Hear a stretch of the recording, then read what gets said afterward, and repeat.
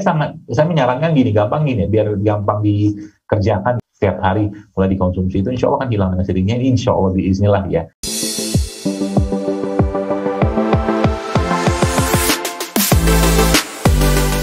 Satu hal yang mungkin saya sarankan kepada ibu ya, buang emosinya dulu ya, yang sifatnya itu membebani diri Anda. Dan membuang emosi itu caranya kan banyak ya. Anda bisa tentunya dengan doa ya, dengan mengembalikan pada Allah, betul-betul ikhlaskan, pasrahkan dirinya kepada Allah, maka dia akan lepas itu. Jadi seperti nggak ada beban lagi ya, seperti nggak ada beban lagi. Dan ini krusial sekali ibu sekalian ya, sangat krusial ya. Itu pesan saya, dan saya tidak tahu nanti emosinya itu seperti apa. Anda bisa lacak sendiri kira-kira ada sesuatu yang ganjel nggak dalam hidup Anda. Itu Anda harus rilis ya, harus dibuang. Nah, yang kedua berkaitan dengan bagaimana cara agar tidak kembali, ya tentunya kembali konsep keseimbangan tadi. Ya, misalkan Anda pengen badannya terjaga ya. Salah satu misalkan kalau kita bicara tentang gelombang elektromagnetik, misalkan dia jangan dekat-dekat dengan handphone. Jangan banyak-banyak nelpon, jangan banyak-banyak dekat dengan kawasan-kawasan yang penuh dengan gelombang elektromagnetik, misalkan ya ada wifi yang segala macam, itu salah satunya ya. Jadi biarkan ada dengan alam ya, tubuh itu bersinergi dengan alam, itu yang kedua. Nah, yang ketiga, kecenderungan kan kalau kita lihat bahwa sel-sel kanker itu kan sebenarnya bisa kita kendalikan dengan antioksidan sebenarnya. Maka saya menyarankan gini, gampang gini, biar gampang dikerjakan gitu kan. Coba ibu selama minimal 3 bulan lah gitu kan, ibu mulai memperbaiki pola makan ya, dengan biji-bijian, kacang-kacangan ya, salah satunya ya, biji-bijian yang sehat tentunya, kayak misalkan almond apa seperti itu, tambah lagi dengan sayuran dan buah-buah yang organik, itu paling penting. Itu insya Allah akan memperbaiki dirinya, atau tubuh akan sangat-sangat powerful ya. Dan ingat tadi saya cerita tadi bahwa pembangun, tadi masih ingat yang bangun kamar tadi itu ya, itu Anda butuh probiotik untuk itu, Anda butuh bakteri yang baik untuk itu. Artinya makanan-makanan fermentasi ya, seperti atau minuman fermentasi seperti cuka atau probiotik, atau makanan fermentasi seperti miso ya, itu juga saya sarankan untuk dikonsumsi ya. Dan air putih menjadi salah satu cara yang paling mudah untuk menguatkan imunitas tubuh kita. Tambah lagi dengan berbekam ya. Tambah lagi misalkan dengan rempah-rempah atau rimpang-rimpangan ya. Contoh misalkan tadi ya resep kunyit ya, jeruk nipis ya, atau kunyit serai ya, tambah jeruk nipis, itu juga bisa ya untuk mencegah atau mengembalikan keseimbangan hormon atau tubuh kita, itu insya Allah. Dan jangan lupa berbekam ya, rutinkan berbekam tiap bulan sekali, karena bekam itu secara penelitian juga sudah dibuktikan bahwa ya sebenarnya nggak ada penelitian juga kita udah percaya kalau saya mah gitu. Ada penelitian yang menambah saja ya, bekam itu ternyata meningkatkan imunitas yang sifatnya spesifik dan non spesifik. Demikian mungkin Allah malam soal. Baik Ustaz, selanjutnya dari saudara kita.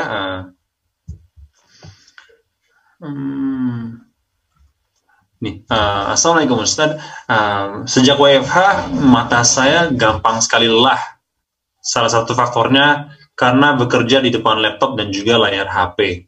Dan pinggang saya juga sering sakit karena kebanyakan duduk juga. Apa ya kira-kira obatnya? Ya obatnya di exercise kan ya, di olahraga kan badannya. Artinya ya kalau menurut saya sih ya, yang namanya WFH itu kan tidak juga kita dari jam 8 sampai jam 3 sore atau jam 8 sampai jam 12 siang tuh duduk tentang melihatin laptop, kan enggak. Anda di rumah bisa Anda kendalikan. Contoh misalkan per 1 jam Anda turun atau mungkin berdiri dari kursi Anda ya, Bapak yang bertanya ini mungkin ya, atau Ibu yang bertanya ini, lalu Anda stretching sebentar. Ada stretching sebentar, kemudian ada berwudu mungkin, atau mungkin latihan bola mata, karena kan tadi kan melihat dekat, yang agak jauh, itu yang paling penting. Karena emang mata itu kan dia otot juga, ya mata itu otot juga. Atau mungkin juga saat WFH tadi, di samping tadi exercise yang tadi saya sampaikan ya, mungkin stretching ya seperti itu, ya Anda juga mengkonsumsi makanan-makanan atau minuman-minuman yang tinggi antioksidan ya, buah-buahan, sayur-sayuran bisa Anda campur gitu kan, karena kan radikal bebas dari gelombang elektromagnetik mungkin di laptop atau mungkin di handphone itu ya sangat menguras, apalagi terpapar terus-menerus yang kita kenal sebagai blue light, itulah blue light. Itu kan nggak bagus bagi otak sebenarnya. Ya, maka perlu diimbangi dengan melihat apa kehijauan gitu kan. Jadi kalau di rumah mungkin ada lahan kosong, tanamin aja tuh tanaman atau apa. Jadi pas lagi WFH di rumah ya sebentar mampir ke jendela lihat tanaman gitu kan, atau lihat agak jauh, itu juga sangat membantu. Nah, itu yang tidak kalah pentingnya. Kemudian pijitan ya untuk daerah mata itu bisa dilakukan massage ini daerah sini nih, kan bisa dipijit dari sini ya untuk tidak membuat mata itu lelah ya. Lelahnya itu sebenarnya bukan karena ya ototnya juga, tapi juga karena radiasi kan gitu. Ya, jadi itu bisa dicegah dengan cara tadi ya, exercise ya, massage ya, kemudian tambah lagi dengan vitamin-vitamin yang sifatnya menguatkan mata ya. Itu seperti itu. Itu mungkin yang bisa saya sampaikan. Baik, ya, yang selanjutnya Ustaz. Assalamualaikum. Apakah nyeri sendi ini termasuk autoimun? Apa saja herban yang bisa diminum? Dan mungkin kalau nyeri sendi, apakah kalau tulang-tulang kita sakit ini ada sesuatu tulangnya yang sakit, misalnya susah digerakkan jari kita, apakah ada obat-obat atau herbal tertentu yang bisa diminum? Ya, jadi konsepnya ketika ada nyeri ya yang terjadi pada tubuh kita ya, pola pikir yang kita bangun itu ya salah satunya adalah ada aliran darah ya atau saraf ya yang tidak lancar atau oksigenasi yang tidak lancar di sana. Dan itu sekali lagi cikal bakalnya itu ada pada perut ya. Maka kalau kita sekali lagi bicara tentang tubuh kita ini, Bapak Ibu sekalian ya, benerin perut ya salah satunya. Jadi saya menyarankan kepada Bapak Ibu yang bertanya ini, perbaiki pola makan. Ya, makanan-makanan yang tinggi karbohidrat tidak sehat ya, ada minyak-minyakan yang standar lah, seperti saya sering sampaikan itu di stop dulu lah, dibenerin. Misalkan pagi-pagi misalkan biasanya makan gorengan, misalkan maaf ya ganti sama ubi rebus ya, pisang rebus gitu kan, itu kan karbo yang baik gitu kan, gitu misalkan. Kemudian makan makanan yang sifatnya olahan atau kemasan itu di stop ya. Biasanya banyak bahan-bahan di sana yang memang memperberat masalah dalam tubuh kita, khususnya di pencernaan ya. Nah, yang selanjutnya adalah konsumsilah bakteri-bakteri yang baik, probiotik setiap hari ya, karena mereka juga akan memperbaiki keseimbangan dalam tubuh Anda ya, termasuk ada madu ya, atau mungkin di situ ada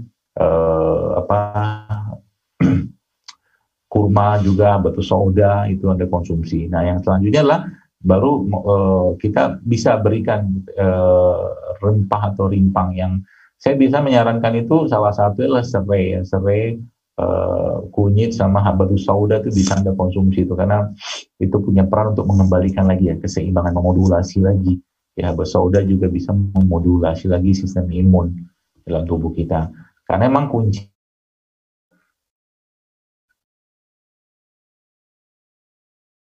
atau mungkin beban pikiran yang terlalu berlebihan ya akan jadi masalah.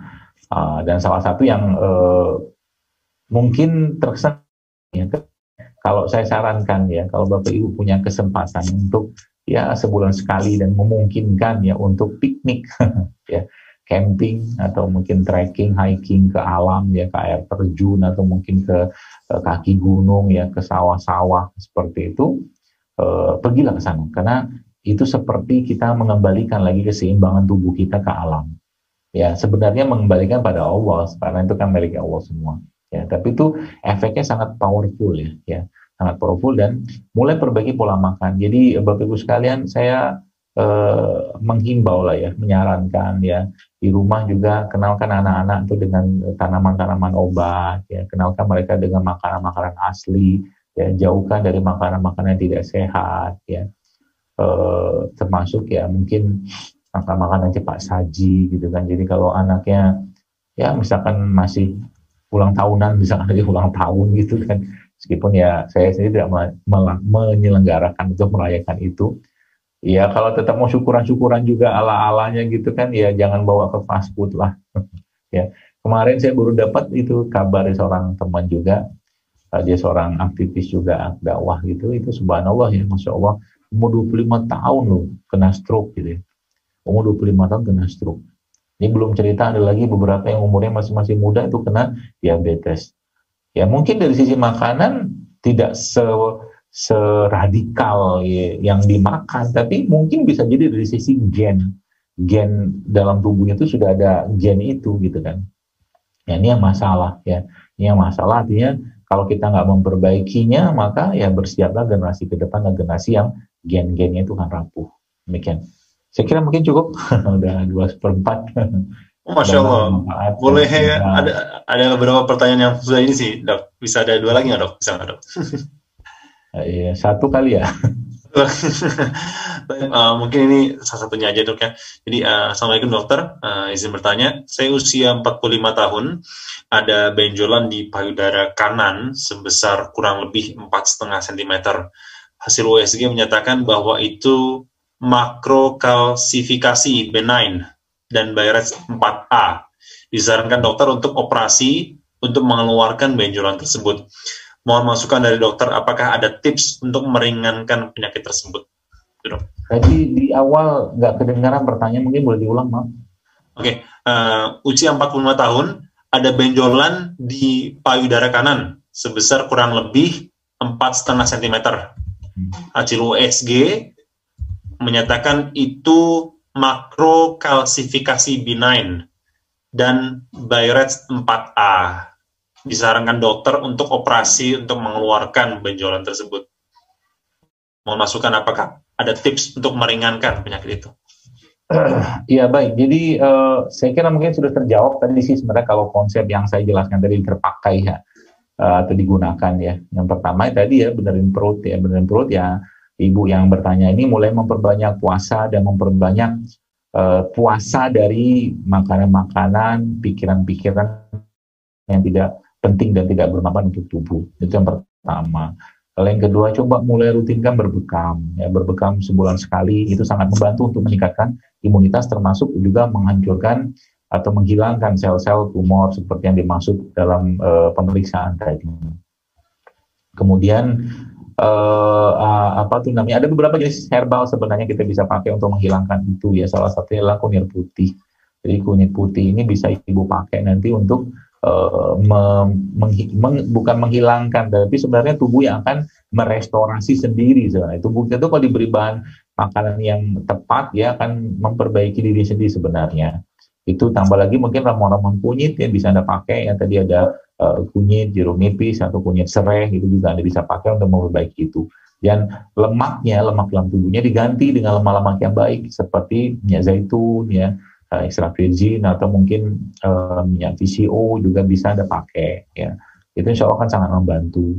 Kemudian air putih ya, air putih juga perbanyaklah minum air putih ya, karena juga dia punya peran dalam meningkatkan imunitas tubuh kita ya. Itu ya, dan satu yang lupa tadi ada probiotik ya. Coba konsumsi probiotik ya, karena biasanya ketika muncul masalah seperti itu, tumor atau kanker, itu pasti ada ketakseimbangan bakteri dalam tubuhnya. Maka itu bisa diatasi dengan salah satunya itu dengan mensuplai probiotik. Ya, mulai konsumsi 1 prebiotik 1 probiotik setiap hari mulai dikonsumsi, itu insya Allah akan hilang hasilnya, insya Allah biiznillah ya. Dan proses ini biasanya memakan waktu 3 bulan biasanya. Ya, jadi jangan terburu-buru juga, dan tenangkan hati dan pikiran ya, jangan panik ya, nggak usah was-was berlebihan, maka insya Allah tubuh akan mengerjakan tugas yang sudah Allah berikan kepadanya kalau kita memberikan bahan baku yang tepat untuk tubuh kita. Saya kira mungkin itu, Wallahualam bishawab, demikian yang bisa saya sampaikan. Mohon maaf kalau ada yang salah dan